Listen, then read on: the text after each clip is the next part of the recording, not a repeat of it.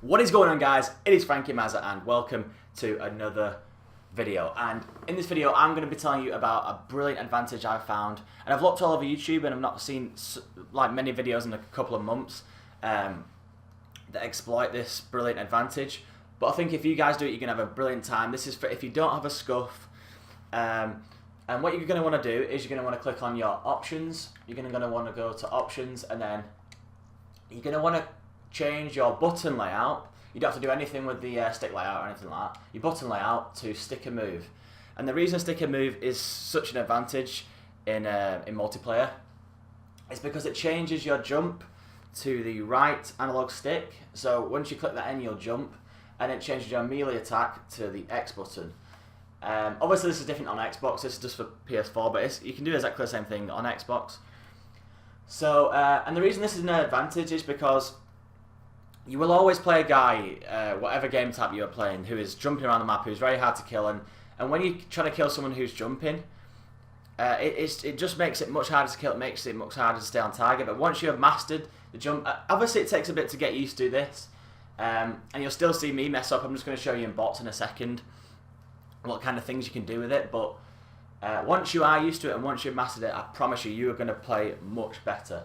But I've been playing Call of Duty for like 4 years, and I've always played the default settings, which is just that, all the normal settings. So to get used to this for me was quite difficult. But after about, I've been doing it for about 2 days now. I still mess up from time to time. But anyway, I'm going to show you some of the great things you can do this. So I'm just going to set up a random game on Nuketown. This is bots, remember, just so I can show you guys what they can do. And it honestly is just, it's brilliant. I've fallen in love with it. I will never go back to the default now, because I'm playing so much better on the stick and move, button layout. And it only changes the 2 buttons, so it's not like you have to get used to a whole new control layout. It only changes the jump and the melee. And you got to think, how often are you knifing people? How often do you actually use that button? So basically, it's only really changing the what do you call it? What was it? The jump. Sorry. God, I got completely confused then. But yeah, since you're going to be jumping a lot, Afterburner is going to be your new best friend. It just helps a bunch. You know, you can just jump around the map, you know, not a care in the world, and you can just jump behind enemies, take them out, and it's just brilliant. So I'm going to show you some advantages. Oh, the slide is still the same. The slide is still circle and all the rest of it. So you can just jump around, just orientate your enemies, take them out. It's just so much easier with this button layout, guys. It's already made me a better player, seriously. I know they're obviously bots. You were thinking, well, yeah, you're doing this in bots, but could you do it in like...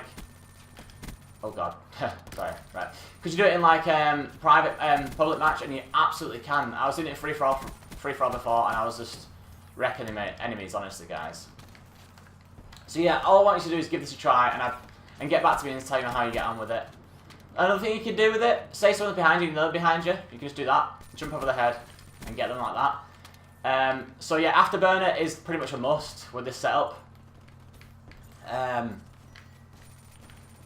apart from that, yeah, you can just use what you want. I do prefer awareness and dead silence, just so you know when an enemy is around you, you know when to jump. And it's also good for when you go in a room. Say you know someone's in that corner over there, something like that. You can just, well, it might not work in a room like this, but you can just like jump, twizzle around, and get them like that. It's just I don't know. It's just a really good tactical button layout. Like I said, I'm never going to go back to default after this, because it's just so effective. I really didn't think it'd be this effective, but it really is, guys. But anyway, guys, that's all I wanted to show you. I hope you enjoyed this setup. It's absolutely brilliant, and I hope it's as effective it is for you as it is for me. So with that, guys, thank you so much. Please subscribe if you are new, and I'll see you in the next video, guys. Peace.